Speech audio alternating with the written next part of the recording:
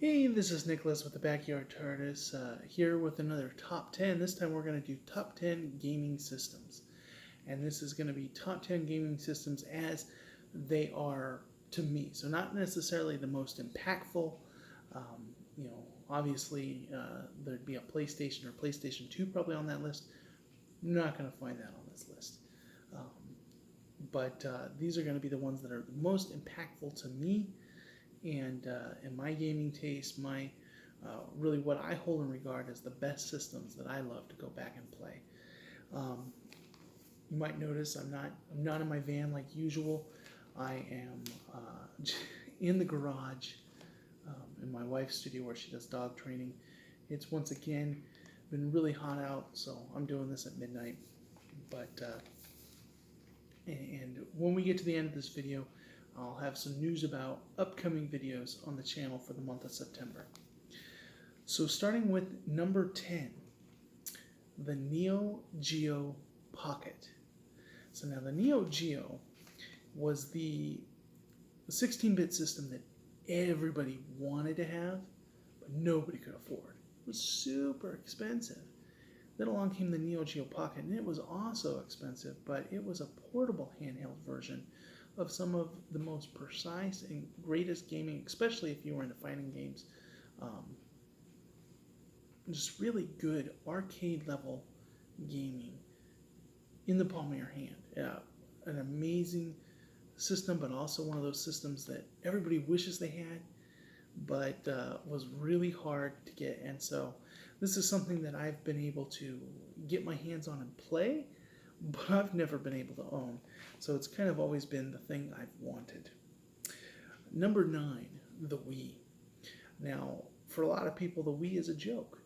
But for me, I never had so much hype since one other system that'll be on this list for a system coming out. I was newly married. I collected bottles in the trash cans. I was battling, homeless people for bottles to save up money to buy a Wii. And then I got the money, and it took me almost a year to find it in stock in a store. And this system, now, a lot of the games on it, shovelware, a lot of gimmicky stuff, but things like Wii Sports, such a unique experience. Some of the Nintendo games really brought out and showed what they could do with motion controls when they really were putting thought into it. And as such, because of the motion controls, I think the Wii is going to remain a unique system with a lot of games that will only feel like they did on the Wii. Future systems might have them ported, but they're going to feel different. And so there's going to always be that nostalgia to go back and play stuff on the Wii. And the Wii also had backwards compatibility with a GameCube, and which I had, so having my library carry over was a big deal. Number 8, as was mentioned with the Neo Geo, I am a big handheld fan, and so you have the PSP and the Vita. And now out of the two, I think the Vita is the better. Obviously, it's the sequel system; it's the better system, but really, just those together formed probably the best handheld that wasn't made by Nintendo. Nintendo dominates the handheld market, and Sony did so many things right. Unfortunately, they didn't anticipate just how hard it would be to get past Nintendo's grip on that market. But definitely, the Vita, to me, had the potential. Had they thought of putting a dock on it and marketing it like the Switch, it would have been the Switch before the Switch. Number 7, the N64. The N64 is one of those systems that I've always had a hot and cold reception with. So many key, amazing games. Mario 64, Star Fox 64, Ocarina of Time. These laid the groundwork for how 3D games work. Now, the graphics, of course, we're not up to what we have today. Definitely, it was well before 3D games really should have been being done, but yet they were amazing. But you also see games like Mario Party and Super Smash Brothers come out on this system, and I think that's truly where the N64 truly shines, is that those games have such a lasting legacy. GoldenEye, obviously, we wouldn't have so much of the first-person shooters today if that wasn't for that game, and that's really the only one of those games that I've ever been any good at playing. So number 6 is I'm going to go to something in the DS family. Of course, all of the DSs, whether it be the original DS, the DS Lite, DSi, but for me, the 3DS. Now, this isn't the best one in the series. There's the new Nintendo 3DS, but the original 3DS, I picked that up on day one, and then they did the price drop because they priced it kind of high, and they got a little fan backlash from that. They did the price drop, and what did I get for that? I got 30 free games. 30 free games. This was where I got exposed to Metroid Fusion. I got these free games, and it was just such value. It was such graphically the upgrades. It played all of my DS games. It was such an amazing handheld system. Truly loved it. I pretty much didn't go anywhere without that. But number 5, well, nothing's more impactful in the handheld market than the Game Boy. The Game Boy was such a huge thing, but for me, the Game Boy peaked at the Game Boy Advance. And I didn't really care for the SP, the folding one. I liked the Game Boy Advance, the model that it came out with. Being able to hold it in your hands like this, kind of like a Game Gear, kind of like a Neo Geo. I liked that look, the way it felt in my hands. I poured hours into this, and this is the system that had the first Sonic game on a Nintendo system. That was a huge deal at the time, and I played a ton of Sega games on the Game Boy Advance. So I also find that funny that as a Sega fan, that's what motivated me to buy it. But of course, Pokemon, Donkey Kong, lots of Nintendo games that I enjoyed on it too. Number 4, this is going to go to my most modern one, and that is the Switch. I probably wouldn't be playing video games right now if it weren't for the Switch. The Switch, right now, I work as a locksmith. I have very little time when I can play games at home, and when I do, usually my daughter's finally at the age where she can play, and she pretty much has no patience to watch me play, but immediately wants to take over. So that being said, the Switch becomes such an amazing thing because I can take that to work. I have a job canceled, pop out my Switch. I have a job, say he's running late, I'm sitting there waiting for them, pop out my Switch. I can play those 10, 15, 20-minute little breaks and get some gaming in and still have that be part of my life, whereas realistically, I don't have time to sit at home and dedicate a few hours to it like I used to. And the other thing I will say is the Switch is a good place for indie games. I am big into the 16-bit era or retro games that hark back to that. And the Switch has a ton of indie games on it, whether it be the most popular ones like Shovel Knight, or really even some unique and obscure ones. Such a vast library there. Sorry, recording this after midnight. Number 3, Super Nintendo, the SNES.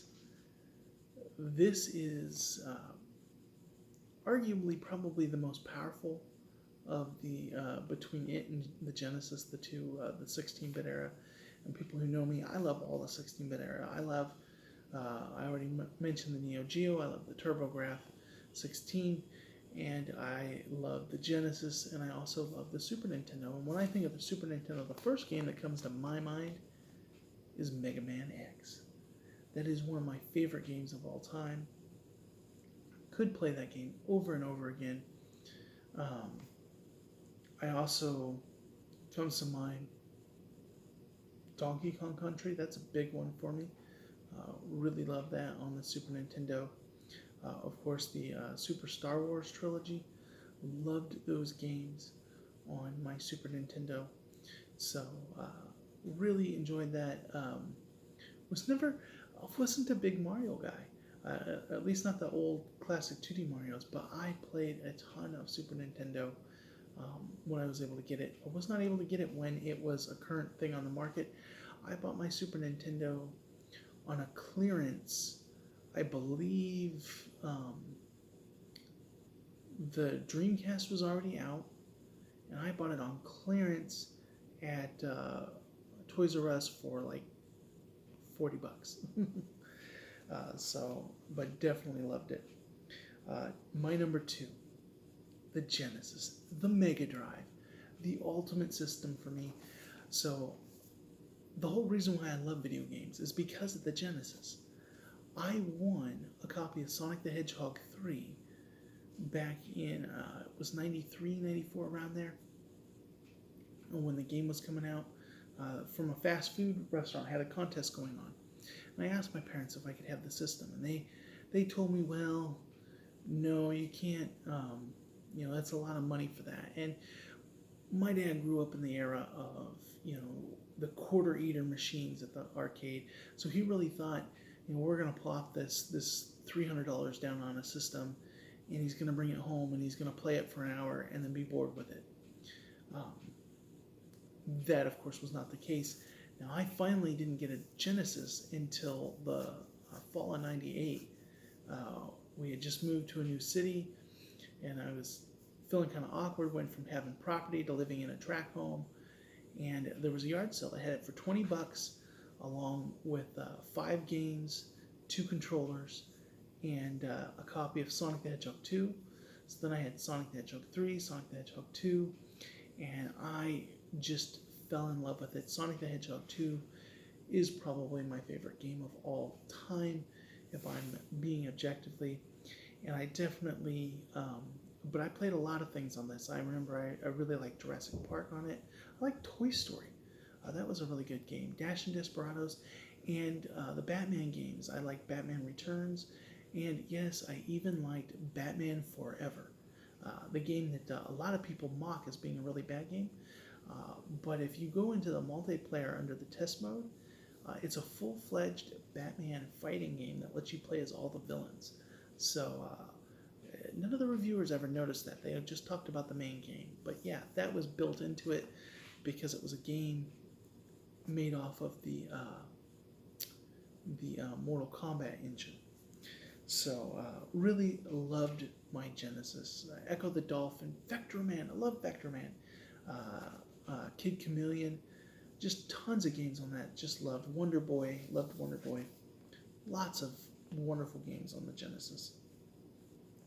So what is my number 1? Well, my number 1 has got to be the Dreamcast. This is one of the most influential game systems of all time. The hype was so real, just going into a Toys R Us and seeing Sonic Adventure for the first time. I was playing as Biggs the cat. I didn't know where I was going, what I was doing, and I thought it was awesome. That tells you where I was in my gaming experience at the time. I thought Biggs the cat was awesome, but the graphics blew my mind away. This was next level. And this was the first system that I saved up my money and bought it. And I know exactly when I bought it because I bought it the day they announced they were discontinuing it. And I remember coming home and my dad telling me that I was 13, I was 15 by then. And he told me that I made the worst financial decision of my life, because he was concerned. Because he got a text on his beeper, giving you, this is 2001, but he got a text on his beeper telling him that the Sega dropped out of the console market. They're not going to be doing anything. And my dad was like, you just threw that money away. There's going to be no new games coming out. And I go, Dad, it doesn't matter. It's Sonic Adventure. It's got Sonic Adventure 2. That's all that matters. Wonderful game. You have games. Well, actually, I'm going to save that because I'm going to be my next top 10 is going to be my top 10 Sega Dreamcast games because it came out September 9th, 1999 here in the U.S., Dreamcast Day. People who know me know I only celebrate three things: my anniversary,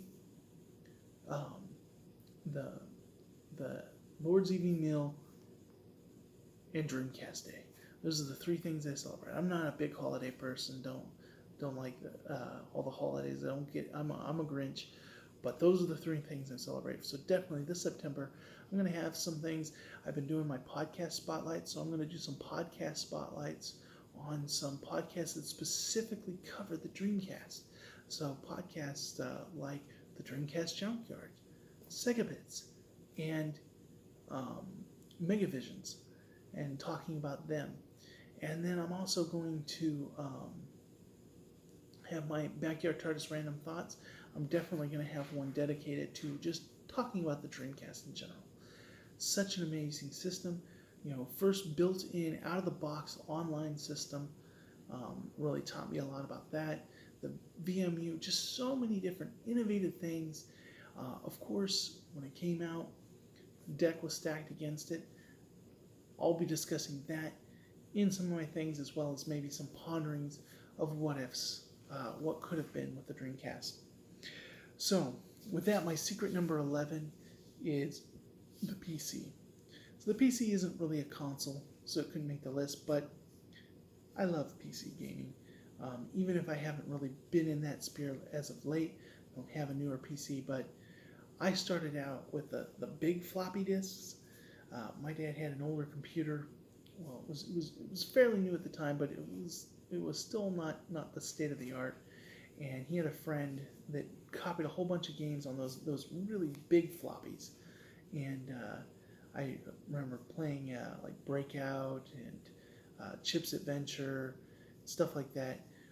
Just love those old games. But then I really got into, with the next computer, into the RTSs. So played a ton of Lords of the Realm 2, Age of the Empires 2, and then they did a Star Wars skin of Age of the Empires 2. Just tons of time in that. Of course, TIE Fighter versus X-Wing. Tons of things, lots of love for PC gaming. But it's not a traditional console, as you'd put it. So that's my top list of most influential consoles. What are yours? Let me know in the comments down below, and I'll see you in the next video.